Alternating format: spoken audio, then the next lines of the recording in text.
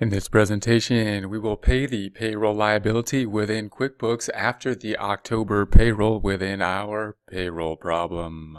For more accounting information and accounting courses, visit our website at accountinginstruction.info. Here we are in the home page. We currently have the open windows open. You can open the open windows by selecting the view drop-down and selecting the open windows list.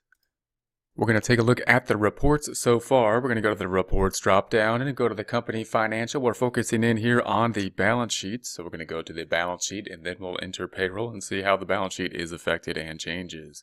We're going to go to the customized reports up top, changing that date range from 01/01/21 to 12/31/21, that being January 1st, 2021 to December 31st, the period we are working on, and okay. All right, so we have the checks here. We've got the liabilities here.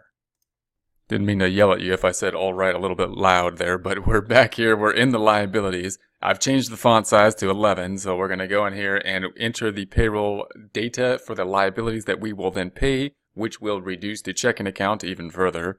And we're going to pay off these liabilities. We could do this with a paycheck, but we're going to do this with, and we are going to do it with a paycheck, but we're not just going to go to a check or enter it directly into the register. We're going to use QuickBooks' little system in order to figure out what will be paid, and then QuickBooks will then generate the paychecks for us. So we're going to go to the home page to do this. There's a couple different ways you can do this. This is the way I prefer. You can also go to the employees up here and go to pay the liabilities, pay payroll liabilities there. I like to go to the employee center and use our little chart here that said I paid the employees, and now I'm going to pay the liabilities for what we withheld from the employees and for our portion of the payroll payable. So we're going to say this item, pay liabilities. Then we just got to make sure that we get that check date in there, all the dates in there correctly. So remember, this is the date that we wrote the check, not the pay period date. And that's what usually the liability will be based off of. It's on more of a cash basis. So the IRS or the government, the Treasury is going to be saying, hey, you owe us money certain time period after the point in time that you paid us, because that's going to be easier than different rules based on if it's bi-weekly, weekly, and whatnot. So we're going to do monthly here. So we had the month that we ran for October, but we made the check in November. So we only really need one date. In other words, after all that, one date is all we need. 11/01/21. That's the date we wrote the check. Now remember, if you had two pay periods that you're trying to cover, then you might need to cover a different date range. That's why we've got two date ranges in general. But most of the time, even if you're not monthly, if it's bi-weekly or whatnot, you will have basically one date that you wrote all the checks on, unless you're paying people like daily or something like that. So we're going to say okay, and there is our information. So we're not going to print the checks. We're going to handwrite it. We're going to review the checks. We got the checking account. That's where we want the checks to come from. We're going to change the check date in our example problem, which in practice would probably be the current date. That's what would be the default. But for our practice problem, we're going to say that the date is going to be on the 15th. So we're going to say 11/15/21. So let's review our dates again. We're going to say this payroll happened in October. We paid the payroll to the employees November 1st for the month of October. Then we incurred these liabilities, and we're going to pay the liabilities now, the government, for the money that we took for the employees and for our portion of it on the 15th of November. All right, so we're going to go through here. Note that once we do that, it should just show us, if we have the proper pay date here, this date, give us the liabilities that we would expect for that time period. So it's nice if you have one day, and if it was wrong, then of course our liabilities shouldn't populate. You'll probably have zeros here if it's the date prior. So that's kind of just, we should be able to go down here and say, okay, these numbers make sense to us. So now we're going to go and pay those. And we're not going to pay the benefits like the 401k. We're going to leave those as a liability so you can see the liabilities that will remain, and we can see the payroll tax portion that we're going to pay. So we're going to leave the insurance. We're going to go to the federal unemployment. We're going to pay that. Now there's nothing there, so we don't even have to check it off. Why isn't there anything there? Because all of our employees hit the cap. We didn't have to pay any unemployment this time, not because we're not subject to unemployment anymore, but because there's that low cap to the unemployment. So there's nothing in the liability. I'll check it off anyways.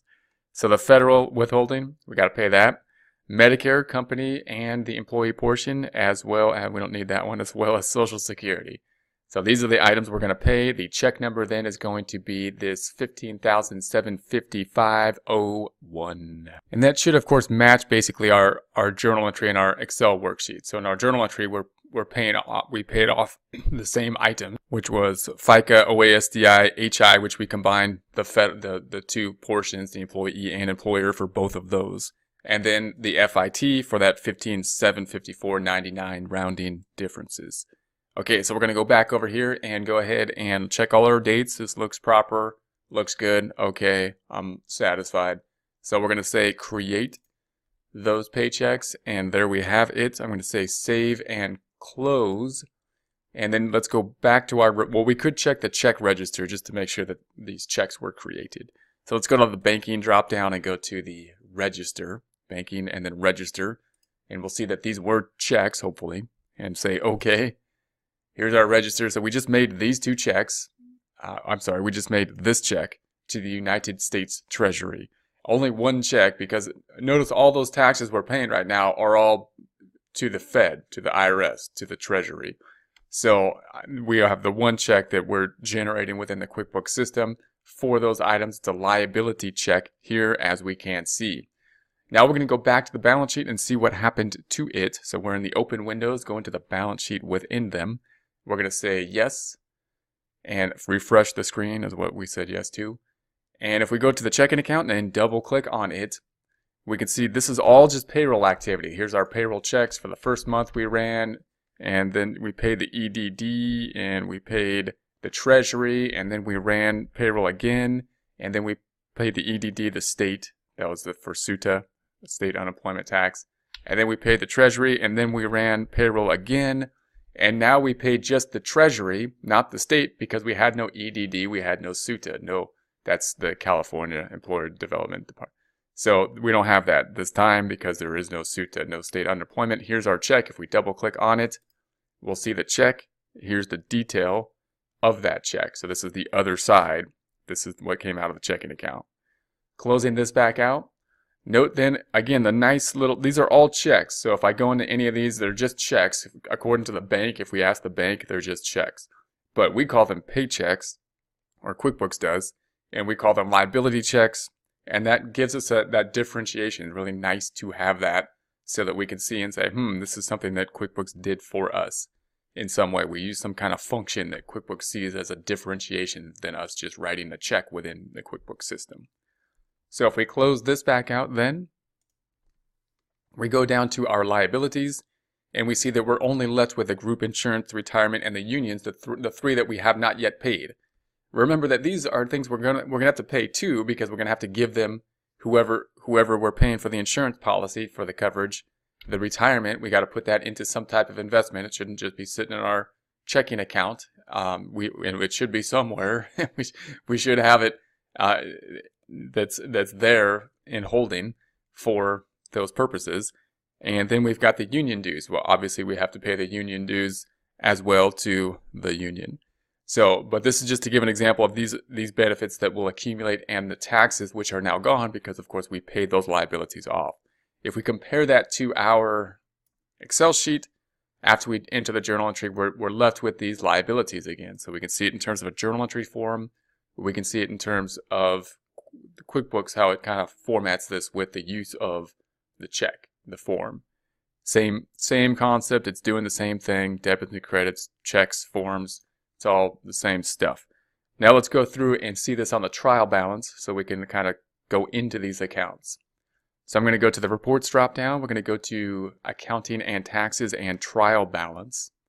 Changing the dates from 01/01/21 to 12/31/21. That's January 1st to December 31st, 2021. Going to customize the reports. I'm just changing the font size. You may not need to do this on your reports, but we'll make the font, let's go 11. And there we go. Okay, so these are the items that we have here. Now they're all 0 because we paid them off now. But let's see the detail of them. If we go into, say, the FIT, federal income tax, we see once again that here's our first payroll. Here's us paying it off. Goes back down to 0. Here's the second payroll. Here's us paying it off, goes down to 0. Here's the third payroll. Here's us paying it off, going back down to 0. What is that amount? $8,399.13. If I go into that check, that's not the amount of the check. That's the amount that got applied to this account. Federal withholding, taking it back down to 0. This liability account going back down to 0.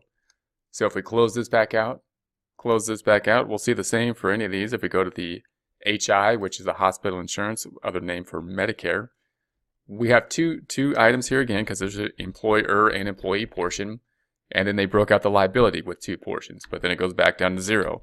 And then the second month, and then it goes back down to 0. And then the third month, and now it goes back down to 0. 2 payments to the Treasury. Those aren't 2 separate checks. We can see the same check number here. It's a liability check. If we go into them, though, and say, what is that?